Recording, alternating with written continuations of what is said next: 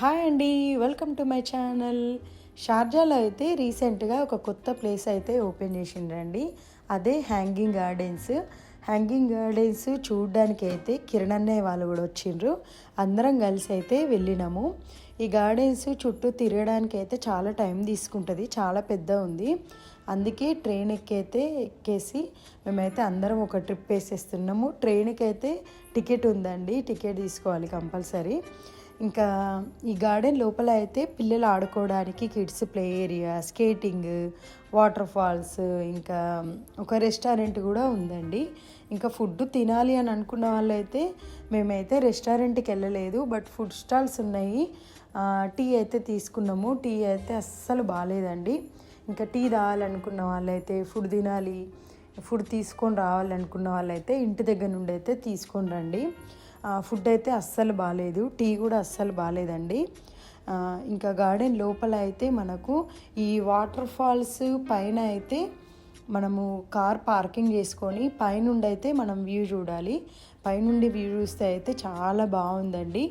మీరు ఫస్ట్ వెళ్ళాలనుకునే వాళ్ళైతే ఫస్ట్ పైనకి వెళ్ళిన తర్వాతనే కిందికి రండి. పైన నుండి మనకు కిందికి రావడానికి స్టెప్స్ కూడా ఉంటాయి.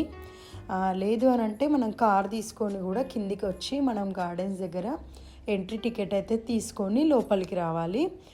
ఎంట్రీ టికెట్ వచ్చేసి 5 dirham అండి. పైననైతే మీరు వ్యూ కంపల్సరీ పైన వ్యూ చూసే మీరు కిందికి రండి. ఎందుకంటే మీరు పైనుండి ఈ హ్యాంగింగ్ గార్డెన్స్ వ్యూ అయితే చూడాలనుకుంటే మీరు పైనుండే చూడాలి. పైనుండి చూడకపోతే మీరు వ్యూ మిస్ అయినట్టే. ఇంకా కింద అయితే మనకు గార్డెన్కి వెళ్ళినట్టుగానే ఉంటుంది. మీరు పైనుండి చూస్తేనే మీకు ఈ గార్డెన్ ఎలా ఉంది అనేది వ్యూ అయితే చూడొచ్చు. ఇంకా పైనుండి చూస్తే చాలా బాగుంది. నేను వీడియో లాస్ట్లో అయితే పైనుండి మేము చూసిన వ్యూ అయితే నేను క్లిప్ యాడ్ చేసిన. వీడియో ఎక్కడ కూడా మిస్ అవ్వకుండా అయితే చూడండి. మేమైతే ఇంటి దగ్గర ఈవినింగ్ స్టార్ట్ అయితే అక్కడికి వెళ్ళేసరికి అయితే 1 hour అయితే టైం తీసుకుందండి.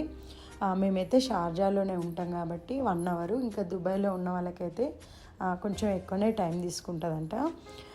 ఇక్కడ అందరం ఫ్యామిలీతో వెళ్ళాం కాబట్టి దాదాపు ఒక 4 hours అయితే టైం స్పెండ్ చేసినాము. ఇంకా సమ్మర్ కాబట్టి హ్యూమిడిటీ ఉంటుంది అనుకొని అసలు ఈవినింగ్ వెళ్ళినాము. ఇంకా అక్కడే నైట్ కూడా అయిపోయింది. కానీ అసలు మేము వెళ్ళిన రోజు అయితే చుట్టూ చెట్లు ఉండేసరికి అయితే అసలు హ్యూమిడిటీ కూడా ఎక్కువ అనిపించలేదు. ఈ గార్డెన్స్ ఎలా అంటే మనకు చుట్టూ మౌంటైన్స్ మధ్యలో గార్డెను చాలా బాగా అనిపించింది. ఇంకా ఎప్పుడు రష్డ్ ఏరియాస్కి వెళ్ళకుండా ఇలాంటి పీస్ఫుల్ ప్లేసెస్కి వెళ్తే కూడా మనకు కూడా చాలా రిలాక్స్గా అనిపిస్తుంది కదా. అంతేనండి. ఇంకా please like, share, subscribe my channel. Thank you for watching. Bye.